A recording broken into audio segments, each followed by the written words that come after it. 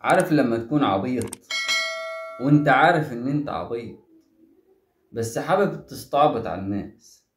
هو ده بالظبط اللي عامله احمد الطيب. معانا تصريح النهارده احمد الطيب، معانا تصريح كمان للباشمهندس ممدوح عباس والذل اللي عامله لنادي الزمالك، ذليلهم بمعنى الحرفي.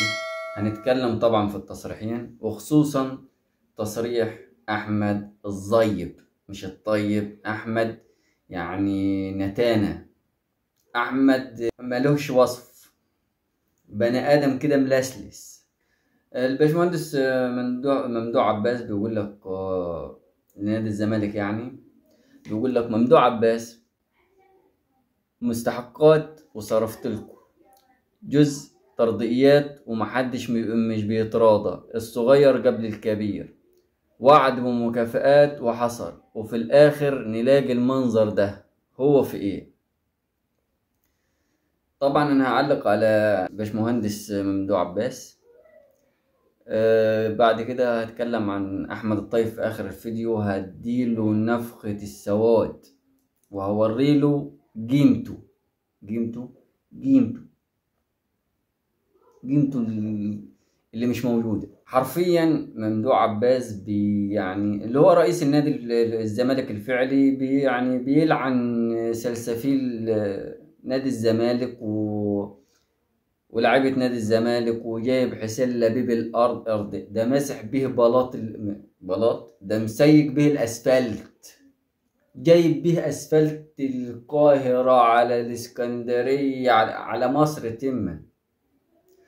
عامل تويتة أقسم بالله العلي العظيم ما تتعامل غير لو مؤاخذة في الكلمة، غير لما أنا ببصص لك كده. أنت بالنسبة لي حشر، غير كده مفيش. يعني اول مره اشوف، يعني هو مش اول مره، هو على طول يعني من على طول عاطي حسين لبيب لمس اكتاف، ذليلهم بمعنى كلمه ذليلهم. هم من الاخر مش موجودين على الساحه. مفيش واحد فيهم دقر طلع في وشه شنب قادر يطلع يرد لا عليه هو في التويتات اللي بيطلعها او بينزلها، وعلى المستشار مرتضى منصور. ما فيش واحد فيهم مطلع في وشه شنب شوية دم ان هو يطلع يرد. ما فيش، اقسم بالله العلي العظيم بيتغسلوا غسيل ومكوى، غسيل ومكوى من كله من قيمة يعني يعتبر الاسبوع اللي فات المستشار مرتضى منصور عمل مؤتمر، خلى يعني مجلس إدارة نادي الزمالك بما فيهم ممدوح عباس اللي هو الرئيس الفعلي اللي كله عارفه، خلاهم ما يسويش ربع جنيه. وما فيش واحد فيهم قدر يطلع يرد، لا ممدوح عباس شخصيا ولا حتى اي حد من بتوع نادي الزمالك، ولا اي حد من اداره نادي الزمالك. ما حدش قادر يرد. خلاص هو كسر عينكم بالفلوس، كسر عينكم بالفلوس. حد قادر فيكم يطلع يرد؟ حد فيكم قادر ان هو يقول تلت التلاتة كام؟ مفيش واحد قادر يقول تلت التلاتة كام، ولا واحد فيكم قادر يقول له بم عشان مكسورة عينه. مكسورة عينه، والله العظيم عينكم مكسورة من ممدوح عباس. هو فعلا اللي بيصرف، وعشان انا الراجل بصرف فلازم ان انا اعمل اللي انا عايزه واقول اللي انا عايزه. ولو ذكر تعالى قف قدامي، لو ذكر تعالى رد علي. لو ذكورة فعلا واحد فيكم يطلع يرد، اقسم بالله تتنفخ يكفي لكم النادي. والله مشيكم، والله انتم ما الا مجرد صورة كده محطوطة انكم انتوا هتكونوا في الوش، بس انا اللي هدير. حد قادر يرد؟ لعيب قادر يرد؟ اي حد قادر يرد؟ ما حدش قادر يرد. كفى. ممدوح عباس جيبكم غسيل ومكوى. اما في احمد الضئيل، احمد فتلة، على رأي احمد، على رأي كابتن اسلام مهدي، بيقول لك ايه؟ الاهلي كفريق كرة قدم كله على بعضه قيمته السوقية 32 مليون دولار، وده المعلومة غلط. هجيب لك حاجة دلوقتي صغيرة هتفسك.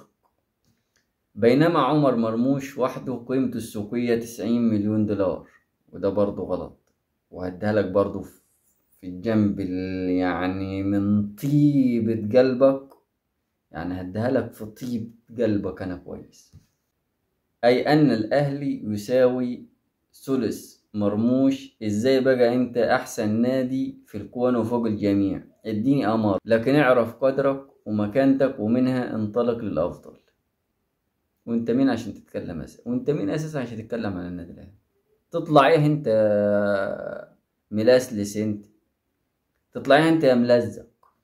تطلع إيه أنت لكل كلمتين تحط لك في المقص؟ أنت شغال يعني هقول لك شغال حلاق الحلاقين، أقسم بالله فوق دماغنا من فوق، ده هم حتى اللي بينضفون. شغال في كوافير حريمي، اخرك شغال في كوافير حريمي اخرك. انت بني ادم ملسلس، صح؟ بني ادم ملزق، والله العظيم بني ادم ملزق، بني ادم برس خروف. ما مش فاهم. مش هقول لك اساسا، مش هقول مع احترامي لحضرتك، لان انا بالنسبه لي انت ما تسويش. بني ادم اللي كل شويه ان هو يصير الفتنه بين كل الطوائف، ما يسواش. والله العظيم ما تسوى. زيك زي اللي عامل فيها الفيلسوف احمد عفيفي. احمد عفيفي ده يقول لك كنت في الفندق ومش في الفندق. انت يا عم اساسا بلاش نتكلم. طب خد يناير 2025، يناير 2025 بعد الصفقات الجديدة النادي الأهلي وصلت قيمته السوقية 40,800,000 يورو. 40,800,000 يورو. عمر مرموش اللي بتقولي عليه انت ب90 مليون، قيمته السوقية ده على ترانسفير ماركت، اللي مش مصدق يدخل ويشوف.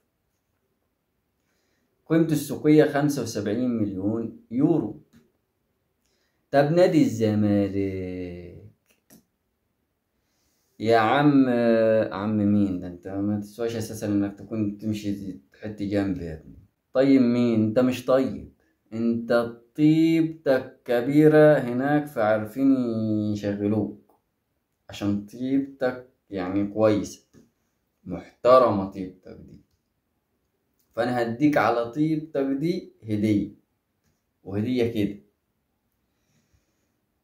نادي الزمالك قيمته السوقية 15 مليون يورو، وعلى ترانسفير ماركت، واللي مش مصدق يدخل ويشوف.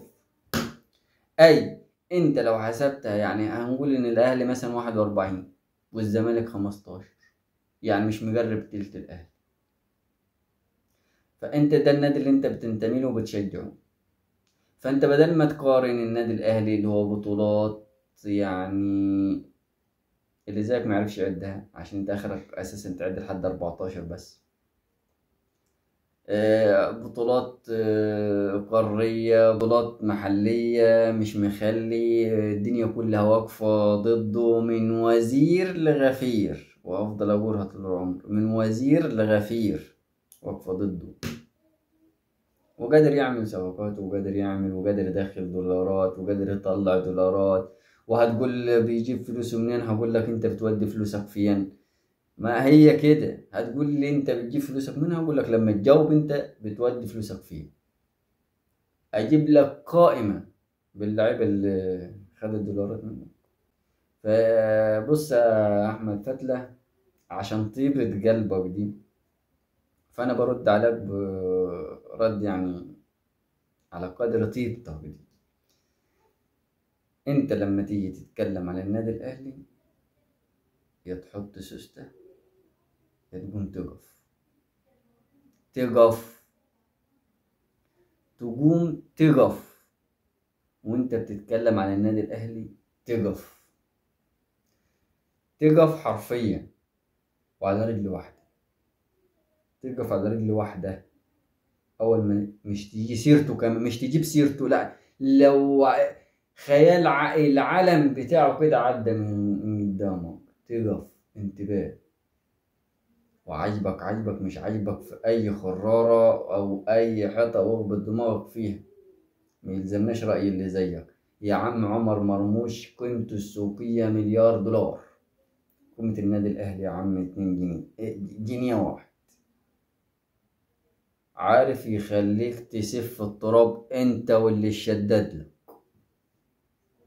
عارف يخليك تحقد عليه من جوه لحد ما تفرفط، عارف يخليك بص الحقد والغيرة قدامه تطلع كده يوميا كده لحد ما ان شاء الله هتموت بصرمك من ورا، هتموت بصرمك في طيبتك. يلا كفاية عليك كده، وما تحكهاش تاني عشان ردنا تجي. وما تنسوش يا جماعة اللايك والشير والاشتراك في القناة وفعل زر الجرس ليصلك كل جديد. ودمتم في أمان الله. السلام عليكم.